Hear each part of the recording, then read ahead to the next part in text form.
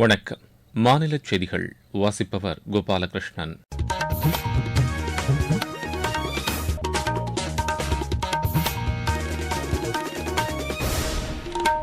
தலைப்புச் செய்திகள். இந்திய கடற்படையின் 2 போர்க்கப்பல்களையும் ஒரு நீர்மூழ்கி கப்பலையும் பிரதமர் திரு நரேந்திர மோடி மும்பையில் இன்று நாட்டுக்கு அர்ப்பணிக்கிறார். மத்திய அரசு தொடங்கியுள்ள தேசிய மஞ்சள் வாரியம் விவசாயிகள் மற்றும் ஏற்றுமதியாளர்களின் பொருளாதார நிலையை ஊக்குவிப்பதாக அமையும் என்று மத்திய இணையமைச்சர் திரு எல் முருகன் தெரிவித்துள்ளார். சென்னை சங்கமம் நிகழ்ச்சியில் பங்கேற்றுள்ள கிராமிய கலைஞர்களுக்கான ஒருநாள் ஊதியத்தை 5000 ரூபாயாக உயர்த்தி வழங்க முதலமைச்சர் திரு மு க ஸ்டாலின் உத்தரவிட்டுள்ளார். பொங்கல் பண்டிகையின் அடுத்த நாளான மாட்டுப் பொங்கல் இன்று மாநிலம் முழுவதும் வழக்கமான உற்சாகத்துடன் கொண்டாடப்படுகிறது. இந்திய அயர்லாந்து அணிகளுக்கு இடையே 3வது மற்றும் இறுதி மகளிர் ஒருநாள் கிரிக்கெட் போட்டி இன்று நடைபெறுகிறது. இனி விரிவான செய்திகள். இந்திய கடற்படையின் 2 போர்க்கப்பல்களையும் ஒரு நீர்மூழ்கி கப்பலையும் பிரதமர் திரு நரேந்திர மோடி மும்பையில் இன்று நாட்டுக்கு அர்ப்பணிக்கிறார். மகாராஷ்டிரா தலைநகர் மும்பையில் உள்ள கடற்படை கப்பல் தளத்தில் நடைபெறும் நிகழ்ச்சியில் INS Surat, INS Nilgiri, INS Vagsheer ஆகிய 3 கப்பல்களை பிரதமர் அர்ப்பணிக்கிறார். இவற்றில் ஏவுகணை அழிப்பு போர்க்கப்பலான INS சூரத் 25% உள்நாட்டிலேயே தயாரிக்கப்பட்டதாகும் என்றும் நாட்டின் வளர்ந்து வரும் உள்நாட்டு நிபுணத்துவத்தை பிரதிபலிக்கும் வகையில் இவை அமைந்துள்ளதாகவும் மத்திய பாதுகாப்பு அமைச்சகம் தெரிவித்துள்ளது. பாதுகாப்பு உற்பத்தி மற்றும் கடல்சார் பாதுகாப்பில் உலகளவில் இந்தியா முன்னணி நிலையை எட்டுவதற்கு இந்த போர்க்கப்பல்கள் குறிப்பிடத்தக்க பங்காற்றும் என்றும் அதில் தெரிவிக்கப்பட்டுள்ளது. தொடர்ந்து நவி மும்பையில் உள்ள கார்கரில் புதிதாக கட்டப்பட்டுள்ள இஸ்கான் கோவிலையும் பிரதமர் திறந்து வைக்க உள்ளார். தமது மகாராஷ்டிரா பயணம் குறித்து சமூக வலைதளத்தில் பதிவிட்டுள்ள பிரதமர், நாட்டின் கடற்படை திறனை பொறுத்தவரையில் இன்று சிறப்பானதொரு நாளாக இருக்கும் என்றும் முன்னணி கடற்படை போர்க்கப்பல்களை அர்ப்பணிப்பதன் மூலம் உலகளாவிய பாதுகாப்பில் இந்தியாவின் தலைமைத்துவம் வலுப்பெறுவதுடன் தற்சார்பை நோக்கிய நமது பயணத்தில் தன்னம்பிக்கை மேலோங்கும் என்றும் குறிப்பிட்டுள்ளார். நாட்டில் கடந்த 10 ஆண்டுகளில் 10 அடிப்படை கொள்கைகளை பின்பற்றி நல்லாட்சி நடைபெற்று வருவதாக மத்திய வர்த்தகத்துறை அமைச்சரும் பிஜேபி மூத்த தலைவருமான திரு பியூஷ் கோயல் தெரிவித்துள்ளார். சென்னையில் நேற்று நிகழ்ச்சி ஒன்றில் பேசிய அவர், உறுதியான தலைமை, சட்டம் மற்றும் வெளிப்படைத்தன்மையுடன் கூடிய ஆட்சி, உரிய நேரத்தில் திட்டங்களை செயல்படுத்துதல் போன்ற செயல்பாடுகளின் அடிப்படையில் பிரதமர் திரு நரேந்திர மோடி தலைமையிலான அரசு செயல்பட்டு வருவதாக கூறினார். தமிழ்நாட்டின் வளமையான கலாச்சார பாரம்பரியத்தை பிரதிபலிக்கும் வகையில் தில்லி பாரத் மண்டபத்தில் 27 அடி உயர நடராஜர் சிலை அமைக்கப்பட்டிருப்பதை மத்திய அமைச்சர் சுட்டிக்காட்டினார். உணவு, உடை, உறைவிடம், கல்வி, சுகாதாரத்துறையில் டிஜிட்டல் கட்டமைப்பு, எரிவாயு இணைப்புகள் போன்ற அரசு செயல்படுத்தி வரும் பல்வேறு சாதனை திட்டங்களையும் திரு பியூஷ் கோயல் தமது உரையில் பட்டியலிட்டார். நாடு முழுவதும் மஞ்சள் பயிரிடும் விவசாயிகள் மற்றும் ஏற்றுமதியாளர்களின் பொருளாதார நிலையை ஊக்குவிக்கும் வகையில் தேசிய மஞ்சள் வாரியம் திகழும் என்று மத்திய தகவல் ஒலிபரப்புத்துறை இணையமைச்சர் திரு எல் முருகன் தெரிவித்துள்ளார். புதுதில்லியில் நேற்று மத்திய தொழில்துறை அமைச்சர் திரு பியூஷ் கோயல் மஞ்சள் வாரியம் தொடங்கி வைத்திருப்பதை சமூக வலைதளத்தில் பதிவிட்டு அமைச்சர் திரு எல் முருகன் இதனை தெரிவித்துள்ளார். மஞ்சள் குறித்த ஆராய்ச்சிகள் மேற்கொண்டு அந்த துறையை மேம்படுத்திட இந்த வாரியம் பெரிதும் உதவும் என்றும் அவர் கூறியுள்ளார். மேலும் இதன் மூலம் ஈரோடு பகுதியில் மஞ்சள் பயிரிடும் விவசாயிகளும் மஞ்சள் வர்த்தகர்களும் பயனடைவதுடன் தமிழ்நாட்டின் மஞ்சள் உலக சந்தையில் தன்னிடம் பெறுவதற்கான வாய்ப்பாக அமையும் என்றும் குறிப்பிட்டுள்ள திரு எல் முருகன், இதற்காக பிரதமர் திரு நரேந்திர மோடிக்கும் மத்திய அமைச்சர் திரு பியூஷ் கோயலுக்கும் விவசாயிகள் மற்றும் நாட்டு மக்கள் சார்பில் நன்றி தெரிவித்துக் கொள்வதாக கூறியுள்ளார். இனி மகா கும்பமேளா குறித்த செய்திகள்.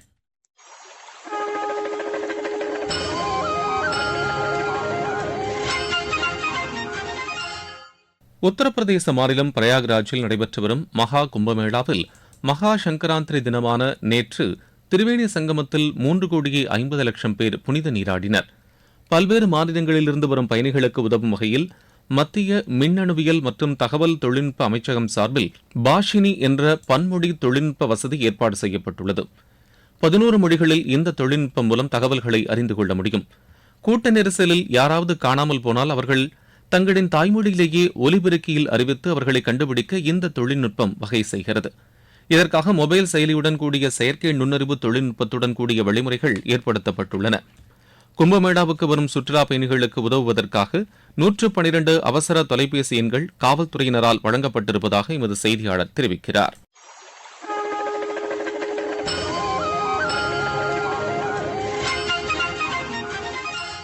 நீங்கள் கேட்டுக்கொண்டிருப்பது மாநில செய்தி அறிக்கை. மூன்றாம் முறை மோடி அரசின் சாதனைகள். ஒட்டுமொத்த மற்றும் நீடித்த வளர்ச்சிக்காக 15 லட்சம் கோடி ரூபாய் முதலீடு. விவசாயிகளின் நலனுக்காக பிரதமரின் பயிர் காப்பீட்டு திட்டம் உரமானியம் நீட்டிப்பு. வேளாண் துறை கட்டமைப்பு வசதிகளை மேம்படுத்த 3 லட்சம் கோடி ரூபாய். தமிழகத்திற்கு 2 புதிய வந்தே பாரத் ரயில் சேவை. தூத்துக்குடி துறைமுகத்தில் 7000 கோடி ரூபாய் முதலீட்டில் மேம்பாட்டு பணிகள். 11 புதிய நகரங்களுக்கு வானொலி பண்பலை ஒலிபரப்பு விரிவாக்கம். செமி கண்டக்டர் இயக்கத்தில் தமிழகத்திற்கு முக்கிய பங்கு. புத்தொழில் நிறுவனங்களை ஊக்குவிப்பதற்கென 1000 கோடி ரூபாய் ஒதுக்கீடு. வளர்ச்சியடைந்த இந்தியாவிற்கான பயணத்தில் மோடி அரசு. தொடரும் மக்கள் நலத் திட்டங்கள். சென்னை சங்கமம் நிகழ்ச்சியில் பங்கேற்றுள்ள கிராமிய கலைஞர்களுக்கான ஒருநாள் ஊதியத்தை 5000 ரூபாயாக உயர்த்தி வழங்க முதலமைச்சர் திரு மு க ஸ்டாலின் உத்தரவிட்டுள்ளார். தமிழகத்தின் பாரம்பரிய கலைகளையும் பண்பாட்டையும் வளர்க்கும் வகையில் சென்னை சங்கமம் நம்ம ஊர் திருவிழா என்ற பெயரில் மாநகரின் 18 இடங்களில் வரும் 17ஆம் தேதி வரை பல்வேறு கலை நிகழ்ச்சிகள் நடைபெற்று வருகின்றன. இந்த நிகழ்ச்சிகளில் பங்கு பெறும் கலைஞர்களுக்கு வழங்கப்பட்டு வரும் ஒருநாள் ஊதியத்தை 5000 ரூபாயாக உயர்த்தி வழங்க முதலமைச்சர் உத்தரவிட்டிருப்பதாக மாநில அரசின் செய்திக்குறிப்பு தெரிவிக்கிறது. பொங்கல் பண்டிகையின் அடுத்த நாளான இன்று மாட்டுப் பொங்கல் மாநிலம் முழுவதும் வழக்கமான உற்சாகத்துடன் கொண்டாடப்படுகிறது. விவசாயிகள் தங்களின் தொழிலுக்கு பெரிதும் உதவும் கால்நடைகளுக்கு படையிலிட்டு வணங்கும் பண்டிகையாக இது அமைகிறது. மாட்டுப் பொங்கலை ஒட்டி காலை முதலே மாடுகளை குளிப்பாட்டி கொம்புகளுக்கு வர்ணம் தீட்டி அலங்கரித்து பொங்கல் வைத்து மக்கள் வழிபட்டு வருகிறார்கள். மதுரை மாவட்டம் பாலமேட்டில் இன்று ஜல்லிக்கட்டு போட்டிகள் நடைபெறவுள்ளன. அவனியாபுரம் ஜல்லிக்கட்டு போட்டி நேற்று நிறைவடைந்த நிலையில் பாலமேட்டில் அனைத்து ஏற்பாடுகளும் செய்யப்பட்டிருப்பதாக எமது செய்தியாளர் தெரிவிக்கிறார். பொங்கல் பண்டிகையை முன்னிட்டு மதுரை மாவட்டத்தில் அவனியாபுரம், பாலமேடு, அலங்காநல்லூர் ஆகிய ஊர்களில் ஜல்லிக்கட்டு போட்டிகள் நடைபெறுவது வழக்கம். அந்த வகையில் நேற்று அவனியாபுரத்தில் ஜல்லிக்கட்டு போட்டி நடைபெற்று முடிந்த நிலையில் இன்று பாலமேட்டில் ஜல்லிக்கட்டு போட்டி கோலாகலமாக நடைபெறுகிறது. ஜல்லிக்கட்டு போட்டிக்காக வாடிவாசல், பார்வையாளர்கள் அமரும் இடங்கள், காளைகள் அவிழ்த்து விடும் இடம், காளைகள் வந்து செல்வதற்கான தடுப்புகள், காளைகள் சேகரிப்பு இடம், போட்டி நடைபெறும் இருபுறமும் பாதுகாப்பு வேலி என அனைத்து முன்னேற்பாட்டு பணிகளும், குடித நீர், தற்காலிக கழிப்பறை என்பன உள்ளிட்ட அனைத்து அடிப்படை வசதிகளும் சிறப்புற செய்யப்பட்டுள்ளது. இது தவிர ஜல்லிக்கட்டு போட்டிக்காக 2400 காவலர்கள் பாதுகாப்பு பணியில் ஈடுபட உள்ளனர். முக்கிய இடங்களில் கண்காணிப்பு கேமராக்கள் பொருத்தப்பட்டும் கண்காணிக்கப்பட உள்ளது. மேலும் ஜல்லிக்கட்டில் பங்கேற்கும் மாடுபிடி வீரர்கள் மற்றும் காளைகளுக்கு தேவையான மருத்துவ வசதிகள், அவசரகால ஆம்புலன்ஸ் வாகனங்கள், தீயணைப்பு வாகனங்கள் ஆகியவையும் தயார் நிலையில் வைக்கப்பட்டுள்ளது. பாலமேடு ஜல்லிக்கட்டு போட்டியில் பங்கேற்க ஆன்லைன் மூலம் 4820 காளைகளும் 1914 மாடுபிடி வீரர்களும் பதிவு செய்துள்ள நிலையில் போட்டியில் சுமார் 1000 காளைகளும் 900 மாடுபிடி வீரர்களும் களம் காண்பார்கள் என எதிர்பார்க்கப்படுகிறது. ஜல்லிக்கட்டு போட்டியை காண மதுரை மாவட்டம் மட்டுமல்லாது பல்வேறு மாவட்டங்களிலிருந்தும் பார்வையாளர்கள் ஆயிரக்கணக்கானோர் பாலமேட்டில் அதிகாலை முதல் குவிந்து வரும் நிலையில் பாலமேடு கிராமம் எங்கும் விழாக்கோலமாக காட்சியளிக்கிறது. மதுரையிலிருந்து எஸ். ரகுராஜா. இருவரிச் செய்திகள். தஜிகிஸ்தானில் நேற்று மிதமான நிலநடுக்கம் ஏற்பட்டது. ரிக்டர் அளவில் இது 4.1 பதிவானது. 5 நாள் பயணமாக நேற்றிரவு புதுதில்லி வந்த சிங்கப்பூர் அதிபர் திரு தர்மன் சண்முகரத்னத்தை மத்திய இணையமைச்சர் திரு ஜிதின் பிரசாதா வரவேற்றார். ஸ்பெயின் சென்றுள்ள வெளியுறவுத்துறை அமைச்சர் திரு ஜெய்சங்கர் அந்நாட்டு அதிபர் திரு பெட்ரோ சாnchez பெரேஸை சந்தித்து இருதரப்பு பேச்சுகள் நடத்தினார். கர்நாடக இசை மும்மூர்த்திகளில் ஒருவரான சத்குரு ஸ்ரீ தியாகராஜ சுவாமிகளின் 178வது ஆராதனை விழாவை திருவையாறில் நேற்று மகாராஷ்டிர ஆளுநர் திரு சி பி ராதாகிருஷ்ணன் தொடங்கி வைத்தார்.